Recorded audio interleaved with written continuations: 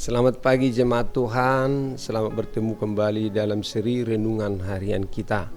Sebelum kita mendengarkan firman Tuhan, mari kita mempersiapkan hati dan pikiran kita. Anugerah Tuhan kita Yesus Kristus, kasih setia Allah Bapa kiranya menyertaimu sekalian. Amin. Bapak Ibu jemaat Tuhan, firman Tuhan untuk pagi hari Kamis di tanggal 9 ini diambil dari kitab 2 Samuel 22 ayat 1. Namun izinkan saya nanti untuk membacanya sampai dengan ayat 4. Demikian firman Tuhan.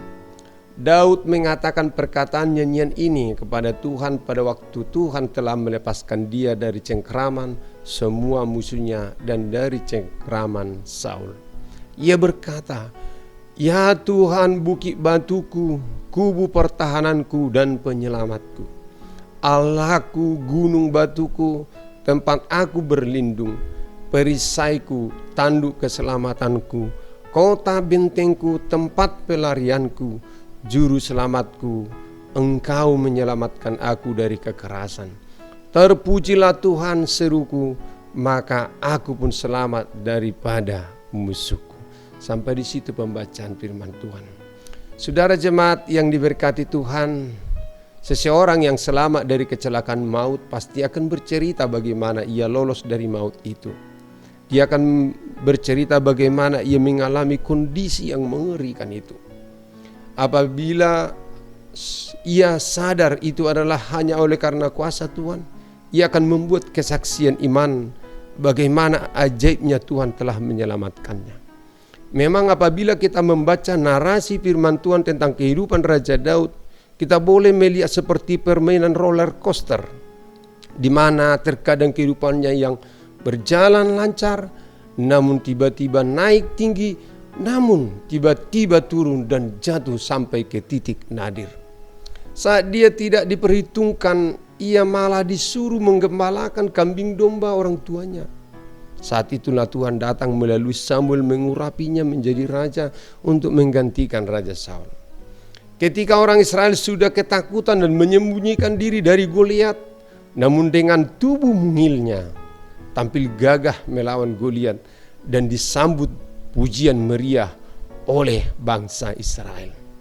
Namun kemudian dia menjadi sasaran rencana pembunuhan oleh Raja Saul. Berpuluh tahun dia dikejar dan menjadi buronan Saul. Saat dia sudah tersudut dan bersembunyi di gua Adulan, namun Tuhan menolongnya. Ada banyak gelombang kehidupan yang dilaluinya hingga duduk menjadi raja Israel pun tetap harus menghadapi naik turunnya kehidupan. Namun dalam semua itu ia melihat tangan Tuhan yang penuh kuasa telah menyelamatkannya. Tuhanlah yang menjadi lawan daripada musuh-musuhnya.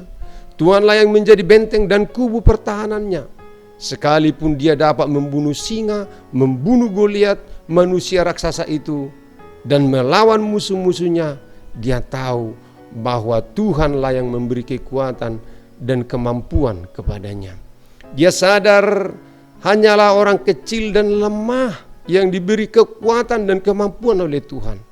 Dia adalah orang yang diberkati dan diistimewakan Tuhan. Dalam kitab 2 Samuel pasal 22 ini dapat kita lihat pengakuan seorang Daud akan pertolongan Tuhan kepadanya. Yang pertama kita lihat Raja Daud mengakui bahwa Tuhan adalah penyelamat yang dengan kuasanya mampu meluputkan dari musuh-musuh yang mengancamnya. Itu kita lihat dari ayat 1 sampai 20. Meskipun Raja Daud adalah mantan panglima perang yang tangguh, ia tidak malu mengaku di hadapan Tuhan bahwa musuh yang datang bagaikan banjir yang melanda dan perangkap yang membuat dirinya sering nyaris mati. Itulah sebabnya ia datang berseru kepada Tuhan. Saat itulah ia menyaksikan bagaimana Tuhan menolong dirinya dan secara alamiah maupun secara supranatural. Kedua, Raja Daud menyadari bahwa standar kesucian hidup bukanlah ditetapkan oleh manusia, melainkan oleh Tuhan sendiri. Kita lihat dalam ayat 21 sampai 30. Manusia hanya bisa menilai perbuatan yang tampak, namun Tuhan menilai keadaan hati. Yang ketiga, Raja Daud bersyukur bahwa Tuhan adalah telah melatih dia untuk menghadapi segala keadaan, kesulitan. Dalam ayat 31 sampai 51. Walaupun kemenangan dalam peperangan yang diraih Raja Daud tampak seperti hasil usaha dan kehebatan dirinya, ia sadar bahwa keberhasilannya meraih kemenangan semata-mata karena Tuhan yang terus bekerja dan karena Dia bisa diandalkan.